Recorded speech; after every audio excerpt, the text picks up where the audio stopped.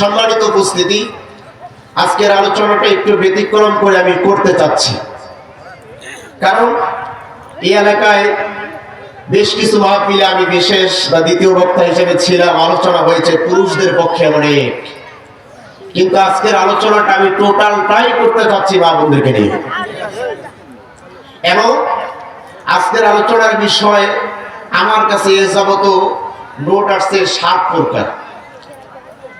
একজন একক রকমের আমাকে আইডিয়া দিছে, হুজুর এর উপরে তো সব বিষয় সামনে রেখে যেটা সামনে পেলাম সেটা হচ্ছে মহিলাদের বিষয় ওয়াজ করা আগে জরুরি দরকার।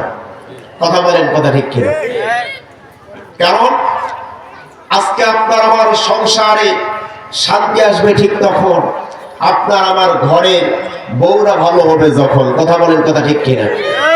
এই জন্য আপনাকে আমাকে এই মা বোনদেরকে বুঝিয়ে কিছু কথা বলার দরকার আছে না? এই জন্য আসেন, সর্বপ্রথম আমি ভূমিকায় কয়েকটি কথা বলতে চাই। এই মাসটির নাম হচ্ছে রজব মাস। কথা বলেন, কথা ঠিক কিনা?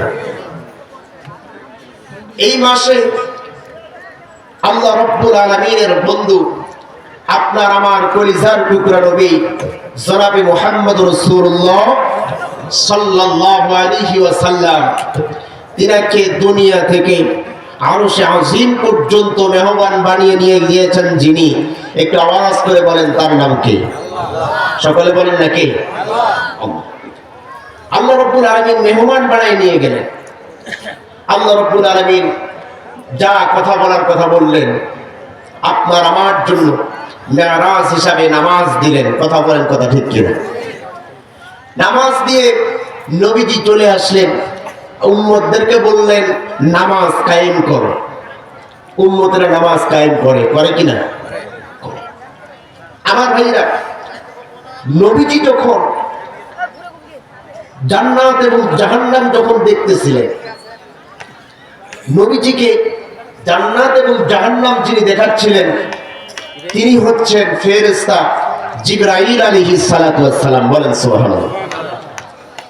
জান্নাত জাহান্নাম দেখতে যাইয়া যখন জাহান্নামের মধ্যে গেলেন, যাওয়ার পরে নবীজি লক্ষ্য করে দেখলেন জাহান্নামে অধিকাংশ মানুষেরাই হচ্ছে মেয়ে লোক, অধিকাংশরাই মেয়ে। আল্লাহর নবী বিশ্ব নবী জনাবে মুহাম্মদ রাসূলুল্লাহ সাল্লাল্লাহু আলাইহি ওয়াসাল্লাম ফেরেশতা জিবরাইলকে ডাক দিয়ে বলে, ভাই জিবরাইল, আমি জাহান্নাম লক্ষ্য করে দেখলাম অধিকাংশ জাহান্নামীদেরকে দেখা যায় মেয়ে লোক। এরা কি কারণে আজকে জাহান্নামের মধ্যে চলে এসেছে? ফেরেশতা জিবরাইল আলাইহিস সালাতু ওয়াস সালাম ডাক দিয়ে বলে, ইয়া রাসূলুল্লাহ, ইয়া হাবিবাল্লাহ, মেয়েরা অধিকাংশ কারণে জাহান্নামে এসেছে, কিন্তু সবচেয়ে প্রধানত কারণ হচ্ছে 2টা। একটু আওয়াজ দিয়ে বলেন কয় কারণে বেশিরভাগ মেয়েরা জাহান্নামে যাবে? মেয়েদের বেশিরভাগ জাহান্নামে যাওয়ার কারণ হচ্ছে 2টা। আল্লাহর নবী ফেরেশতা জিবরাইলকে ডাক দিয়ে বলে, ভাই জিবরাইল, 2টা কারণ কি? আমাকে কি তুমি বলতে পারবে নাকি? ফেরেশতা জিবরাইল ডাক দিয়ে বলে, ইয়া রাসূলুল্লাহ, 2টা কারণের 1 নাম্বার কারণ হচ্ছে মেয়েরা সবচেয়ে অকৃতজ্ঞ হয় স্বামীর কাছে। একটু আওয়াজ দিয়ে বলেন কথা ঠিক কিনা?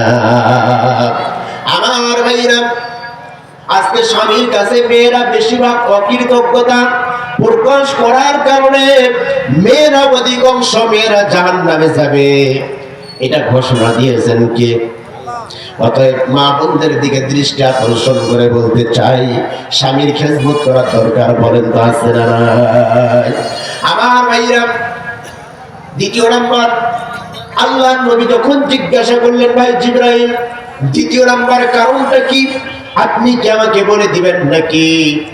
আল্লাহ রাব্বুল আলামিনের ফেরেশতা জিবরাইল আলাইহিস সালাতু ওয়াস সালাম ডাক দিয়ে বলেন, 2 নাম্বার কারণ হচ্ছে মেয়েরা বেশিরভাগ বেপরদা করার কারণে। 1 নাম্বার কারণ হলো স্বামীর শুকরিয়া আদায় করতে পারে না। 2 নাম্বার কারণ হলো তারা পর্দায় থাকতে পারে না। আজকে সমাজে এই 2টা সমস্যা মেয়েদের আছে না?